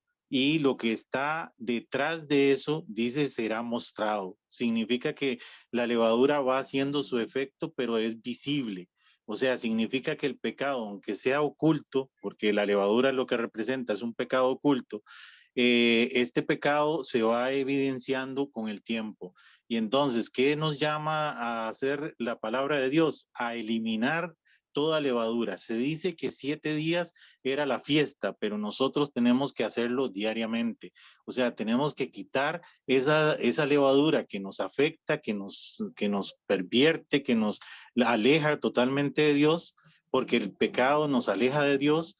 Y como dice Levítico 2:11, y si lo pueden anotar por ahí, porque es un versículo que me gusta mucho, las ofrendas que se ofrecen a Jehová serán sin levadura, dice. Eso significa que nosotros cada día que nosotros hacemos una oración, cada día que usted de una u otra manera se acerca a Dios, si nosotros tenemos levadura, que significa pecado, nuestras ofrendas no son agradables a Dios. Entonces nuestras ofrendas de adoración, nuestras ofrendas de gratitud, nuestras ofrendas de todo lo que hagamos, dice, porque la Biblia dice, todo lo que hagáis, hacedlo para la gloria de Dios. Dice, deben ser ofrecidas a Dios sin el pecado, o sea, sin levadura. Que el Señor les bendiga en este sábado. Muchas gracias, don Guillermo. De hecho, quiero conectar eso que acaba de mencionar con Romanos 12. Romanos 12:1 dice, por tanto, os ruego, hermanos, por las misericordias de Dios, que presentéis vuestros cuerpos en sacrificio vivo, santo, agradable a Dios, que es vuestro culto racional. Eso está en el capítulo 12. Y en el capítulo 6, el apóstol Pablo dice, versículo 1 del capítulo 6, ¿qué pues diremos? ¿Perseveraremos en el pecado para que la gracia abunde? Y lo dice porque él sabía que iban a haber muchos que iban a convertir en libertinaje la gracia de Cristo. En ninguna manera, porque los que somos muertos al pecado, ¿cómo viviremos aún en él? Muertos al pecado. ¿O no sabéis que todos los que hemos sido bautizados en Cristo Jesús, hemos sido bautizados en su muerte? Porque somos sepultados con él en la muerte por el bautismo, para que como Cristo resucitó de los muertos por la gloria del Padre, así también nosotros andemos en novedad de vida. O sea, la muerte de Cristo la sepultura de Cristo en la tumba, en ese sepulcro allá de piedra, es un símbolo de nuestra muerte con Él, de nuestra sepultura en la tumba líquida, y su resurrección es un símbolo de nuestra resurrección a novedad de vida. Y esa novedad de vida, lo que se quedó en el sepulcro fue el pecado. En la novedad de vida no hay pecado, no hay pecado. Y por eso dice: el que ha nacido de Dios no peca. Y dice en el versículo 5, porque si fuimos plantados juntamente con Él en la semejanza de su muerte, también seremos en la semejanza de su resurrección, sabiendo esto, que nuestro viejo hombre fue crucificado con Él, para que el cuerpo de pecado, la levadura, fuera destruido, a fin de que no sirvamos más al pecado, porque el que ha muerto, libre es del pecado. Y si morimos con Cristo, creemos que también viviremos con Él. Sabiendo que Cristo, bueno, y más adelante, dice en el 11, así también vosotros, considerados en verdad muertos al pecado, pero vivos para Dios. Y en el 12 dice, no reine pues el pecado en vuestro cuerpo mortal, para que le obedezcáis en sus concupiscencias. Aquí vemos que el cuerpo sigue con naturaleza pecaminosa como la que Cristo tuvo, la suya y la mía. Lo que cambia es que ya no tiene el dominio, sino que ahora por el Espíritu de Cristo en nosotros se crucifica el pecado en la carne, como Cristo lo hizo en su carne, la suya y la mía. Cuando la divinidad y la humanidad se combinan, la humanidad, aunque tenga tendencia al pecado, se somete a Dios y el resultado es que uno no peca. Y la gloria al final es para Cristo, porque es el Espíritu de Él el que está actuando en uno. Eso es lo que yo encuentro en el Evangelio. Yo no encuentro un peque y pida perdón y pecaremos hasta que Cristo venga. Eso no es lo que yo encuentro. Y el de la primera fiesta, la Pascua, en unión con la segunda, los panes sin levadura, se nos deja muy, muy claro. Hay una consecuencia por el pecado y es la muerte. Cristo la sufrió en nuestro lugar. Pero si nosotros no somos limpiados de la levadura, nos va a tocar sufrir esa consecuencia. Por eso el tiempo de ser limpiados es ahora. Y es por fe. No es, ok, a partir de ahora voy a, con mi esfuerzo, tratar de vencer en ese punto. No, es por fe. Todo es por fe. Que de esos temas vamos a ir hablando. Cómo somos justificados por fe. Por esa fe que tuvo Cristo, que en nuestra carne le dio la victoria completa sobre el pecado. Y el hermano Guillermo mencionó algo muy importante. Eran 7 días. 7 días. Por 7 días Cristo murió en el primer día. Y el resto de los días, todos estaban comiendo los panes sin levadura. Los 7 días. ¿Cuántos días tiene la semana? Ahí yo veo también un ejemplo de victoria completa los 7 días de la semana sobre el pecado. No peco 6 y el séptimo pido perdón. No es eso lo que se enseña. El séptimo, doy gracias por la victoria de los otros 6 y continúo en victoria. Eso es lo que yo encuentro en el Evangelio y yo creo que es la experiencia que Dios quiere que tengamos. Muy bien, ya el tiempo ha transcurrido, entonces voy a dar la oportunidad, si alguien quiere hacer algún comentario, sea Josué, sea Max, sea don Guillermo o cualquier otra persona, algunas palabras finales y luego hacemos una oración y nos despedimos para reposar conforme al mandamiento. ¿A quién le gustaría dar unas palabras finales? A mí me gustaría, pero igual quiero ver si no hay nadie ahí en el grupo que quiera hablar también para que todos tengan oportunidad, ¿verdad? Claro, ¿no? Y igual a las 8:30 es que cerramos, pero igual como es desde la casa, si en algún momento nos extendemos un poquito y alguien se quiere desconectar, por eso no hay ningún inconveniente. Vi que se activó el micrófono de la hermana Roxana, no sé si es que quería conversar, comentar algo o cualquier otra persona. Uy, no, perdón, más bien, perdón, no sé, algo pasó ahí. Estaba con mi mamá y entonces, perdón. Ah, bueno, era para saludar entonces, hermana. Me Sí, gusta listo. saludarla. Listo. Muy bien. Muy bien, Max, tus palabras finales. Bueno, yo quería terminar con algunas citas que me gustan mucho. Bueno, este tema me fascina mucho, la verdad.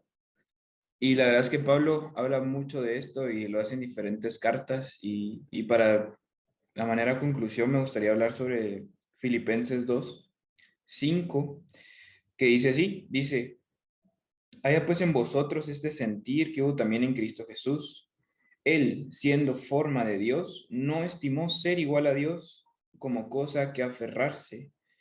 Dice el versículo 7, Filipenses 2:7, sino que se despojó a sí mismo, tomó la forma de siervo y se hizo semejante a los hombres. Aún más, humillándose a la condición del hombre, se humilló a sí mismo, haciéndose obediente hasta la muerte y muerte de cruz.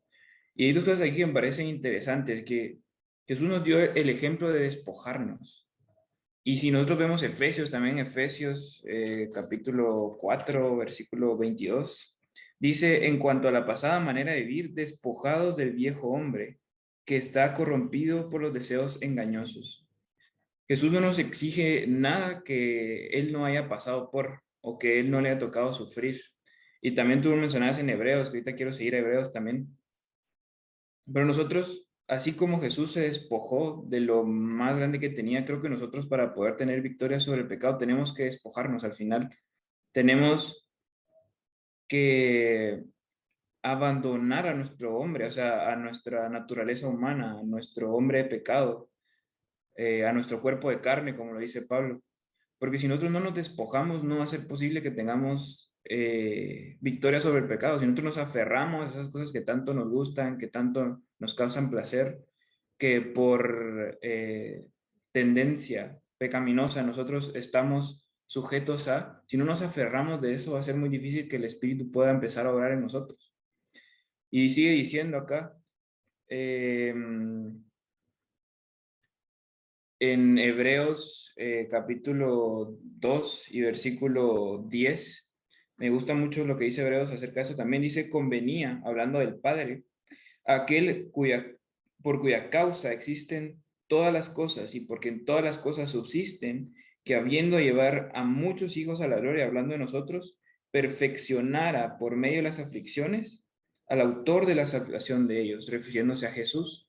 Y más adelante vemos en el capítulo 5 y versículo 7, cuando habla de Cristo, dice que Cristo en los días de su vida terrenal ofreció ruegos y súplicas con gran clamor y lágrimas al que lo podía librar de la muerte y fue oído por causa de su temor reverente. Pero miren lo que dice el versículo 8, y aunque era hijo, a través del sufrimiento aprendió lo que es la obediencia y habiendo sido perfeccionado, vino a ser autor de la eterna salvación. Primero dice que el Padre necesitaba que el Hijo fuese perfeccionado. ¿Y por medio de qué fuese perfeccionado? Por medio de la obediencia. Esa victoria sobre el pecado, nosotros la podemos alcanzar también si nosotros aprendemos la obediencia. Esa perfección que alcanzó Jesús, también la podemos aprender nosotros.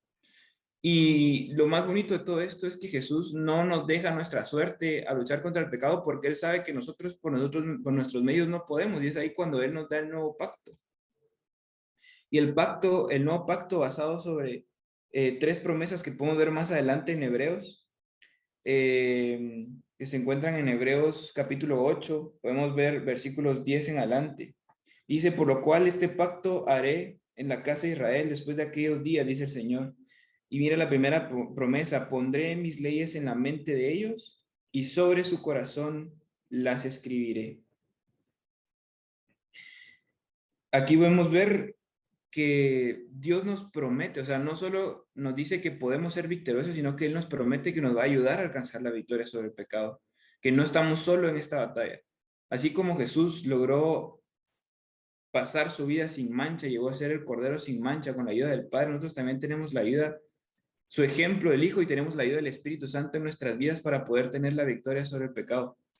Y dice la otra promesa que Él va a poner su ley en nuestra mente y la escribirá en nuestro corazón. Nos dice también que nosotros seremos para Él su pueblo y Él será nuestro Dios. Y el versículo 12, miren lo que dice. Porque será propicio a sus injusticias y nunca más me acordaré de sus pecados ni de sus maldades. Jesús nos promete que no solo nos ayudará a tener victoria sobre el pecado, sino que también sobre todos aquellos pecados que hayamos cometido y nos arrepintamos, Él se encargará de borrarlos de la memoria y que nunca más se acordará de ellos.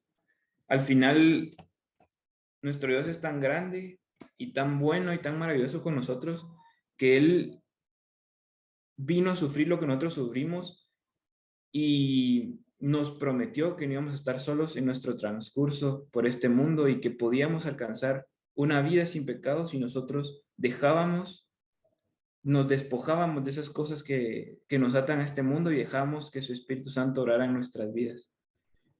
Y Él se iba a encargar de poner su ley y el amor a su ley en nuestro corazón. Así que a mí me gusta, quería terminar con eso y creo yo que pues es una verdad tan grande y que a veces es tan distorsionada que lo que está haciendo prácticamente es que muchas personas se entreguen al pecado y mientras que yo me entregue al pecado, no voy a poder tener una conexión completa y plena con Dios, porque Dios es ajeno al pecado y mientras yo no deje eso, jamás voy a poder alcanzar el punto más alto en mi vida espiritual. Así que, pues nada, yo con eso quería terminar. Amén, amén, Max. Sí, definitivamente Dios es poderoso para guardarnos sin caída. Eso es justificación por la fe. Eso es hacernos justos por la fe. A nosotros pecadores, hacernos justos. O sea, que ya dejamos de pecar por fe, porque Él habita en nosotros. Josué, ¿te gustaría dar algunas palabras finales en conclusión? No, de mi parte ya compartí las ideas. Muchas gracias. Ok, bueno, nada más quiero comentarles que vamos a seguir estudiando así en detalle las 7 fiestas. En la próxima ocasión vamos a hablar sobre las primicias. Hay preciosas lecciones ahí.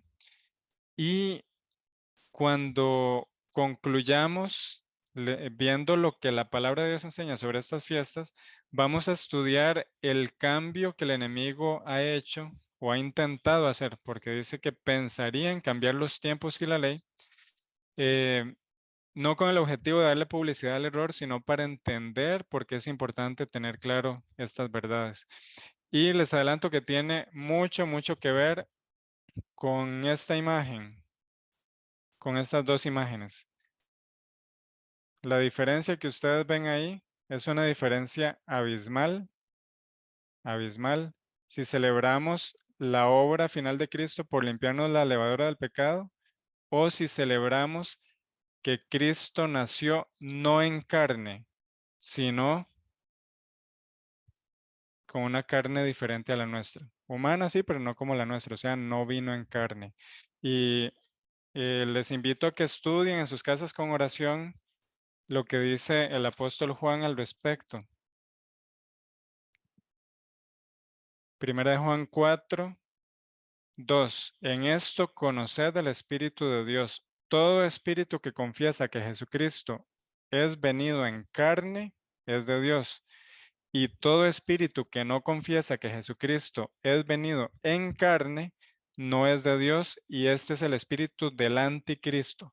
Vean que el anticristo no dice Cristo no existe, no, simplemente, ok, sí, Cristo existió, pero su carne era diferente. Si estudiamos la palabra original en griego, ¿de qué es esa carne? Se refiere a la naturaleza humana con sus debilidades y pasiones, no la carne que tenía Adán antes de caer, no una carne santificada, porque María, su madre, fue también pura y santa con una carne diferente a la nuestra.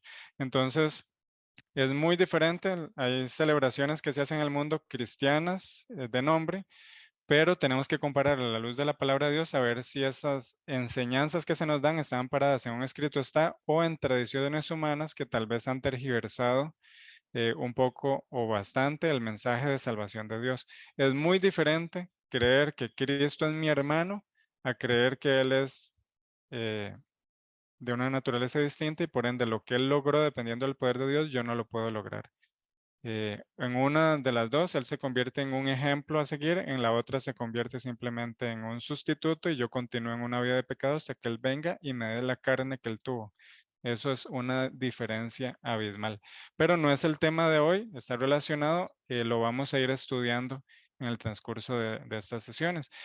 Para terminar, iniciamos con una oración, vamos a terminar con una oración. Le voy a pedir al hermano Guillermo, si nos puede, ¿está todavía el hermano? Sí, ahí va el hermano Guillermo, si nos puede despedir en oración. Amén. Inclinemos, por favor, nuestros rostros, si estamos en alguna posición, si no podemos arrodillarnos, que sería la mejor manera para iniciar esta oración.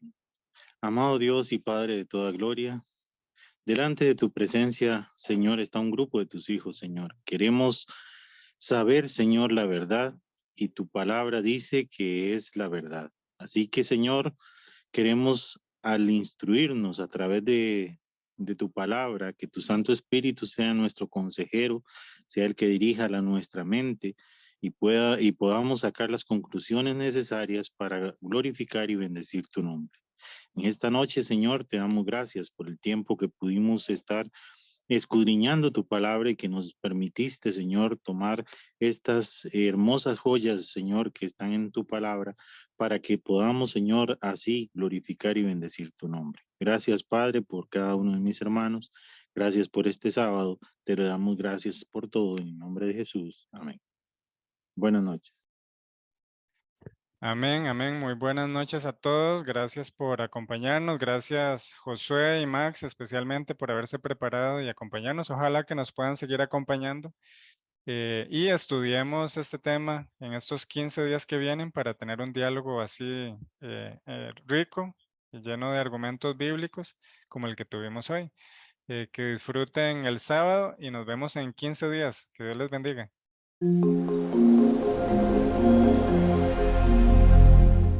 For what you have done. Muchos de nosotros, de repente lo que nos estamos viendo aquí en las camaritas, no vamos a pasar por la mano.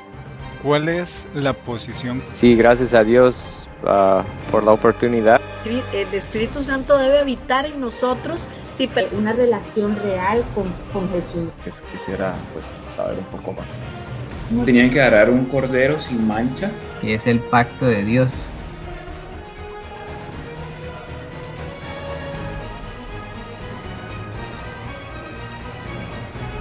Un tiempo de angustia. Tiene su casa en el campo.